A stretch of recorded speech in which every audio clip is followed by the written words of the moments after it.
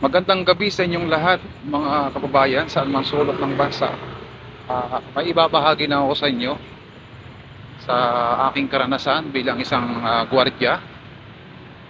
Ah, may isang balikbayan na galing Guam.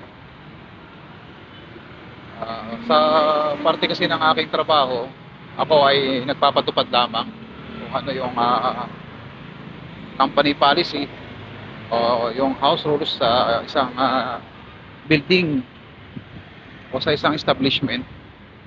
So bilang isang gwardiya, ako ay nagpapa-implement ng batas na ayon sa pinag-uutos ng ating admin. So ngayon, nangyari dito, may sinita nga ako na taga ibang bansa. Bali, totally hindi naman siya taga ibang bansa. Balikbayan lang, taga Guam, pero Pilipino rin siya. So, na-advise ko lang sa kanya na hindi allowed yung magsuot ng sleeper pag papasok kasi meron tayong dress code kung tawagin. So, na-advise ko siya. Then next time sabi ko, hindi na po allowed po yung naka-chinilas. So sa madaling salita, mga kaidolan, andun naman yung aking commander officer.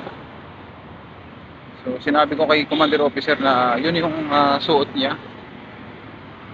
So, siya na yung nag-decision kasi siya yung aking commander officer. Pero yun nga, inallowed pa rin siya na makaakyat. Pero anong nangyari? Nag-complain, nagreklamo na dinidiscriminate ko raw yung kanyang kasuotan.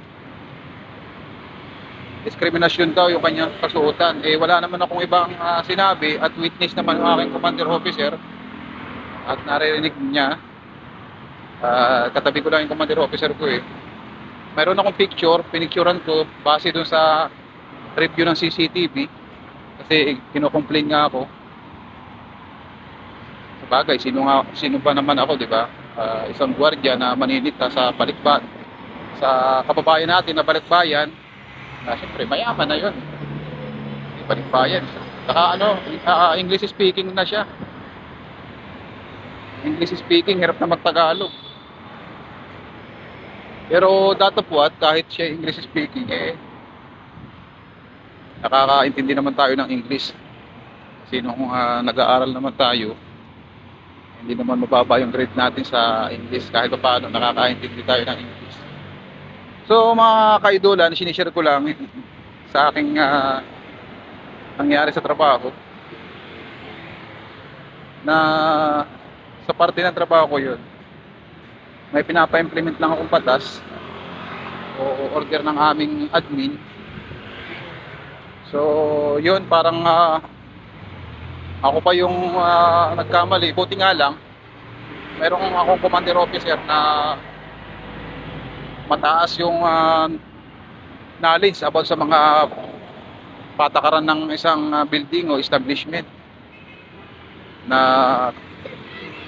alam niya yung tama na dapat ipatupad sa larangan ng security profession, na hindi pwede naman na porkit nasabihan o na-advise yung bisita na gano'n at tama naman yung pinapatupad ng isang gwardiya natin, hindi naman pwedeng basta-basta tanggalin o bigyan ng disciplinary action. So yun mga kaidolan, sinare ko lang yung nangyari sa akin ngayong araw na to, Thursday, Huwebes, na isang kababayan pa natin yung sa halip na maintindihan yung trabaho ko, isang gwardiya, na ako naman nagpapatupad lang nung alintuntunin o batas ng isang building, Eh, isa pang kababayan pa natin yung ganun. Diniskriminasyon ko daw yung kanyang kasuotan.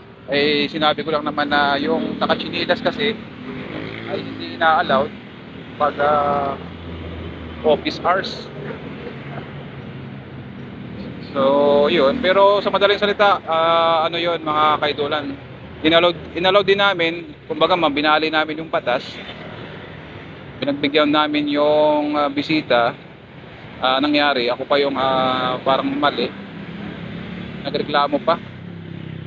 Kaya yun, binabahagi ko lang sa inyo sa parte ng trabaho ng gwardiya na gumawa ka ng tama.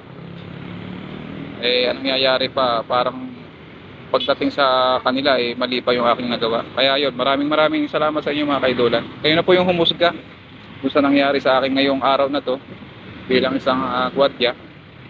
Ay sabagay normal lang naman sa amin yun, sa aming mga gwardiya, normal lang yung mga ganung pangyayari. So yun, maraming salamat sa inyo mga kaidolan. Bye guys.